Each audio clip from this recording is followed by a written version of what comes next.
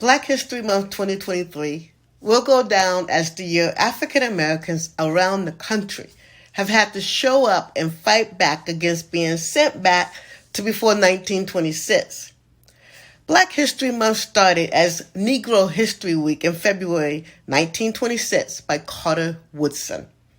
He chose the second week of February because that week coincided with the birthdays of the great emancipator Abraham Lincoln and abolitionist and orator Frederick Douglass. Before 1926, no Black history was taught. Novelist James Baldwin once said, "When I was growing up, I was taught in American history books that Africa had no history, and neither did I. I was a savage about whom the less said, the better." Black History Month closed with fighting not only for our history, but for our present place that's trying desperately to take us backwards. The erasure of diversity, equity, and inclusion is the consequence of the summer of 2020, when people of all ages and from all walks of life locked arms and came together to protest the murder of George Floyd. People watched a man call out for his mother and die. It had a visceral impact on people, and they joined protesters to declare Black lives did indeed matter.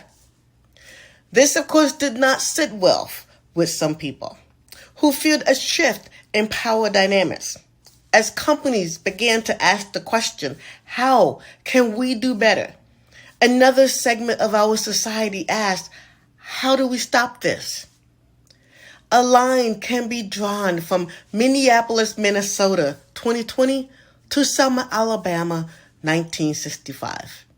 The presidential year of 2020 also saw the defeat of Donald Trump in a historic turnout presidential election that flipped Georgia blue for the first time since Bill Clinton in 1992.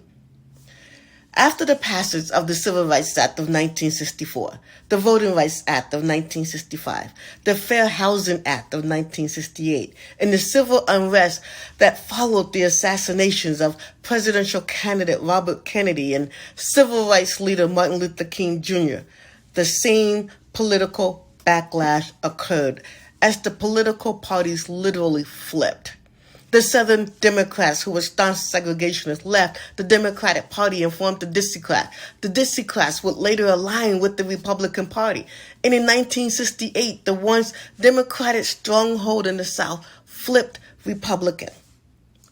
James Baldwin said, "History is not the past. It is the present.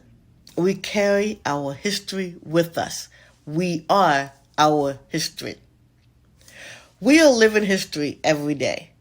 When you study African American history, you study the complete and oftentimes uncomfortable history of America.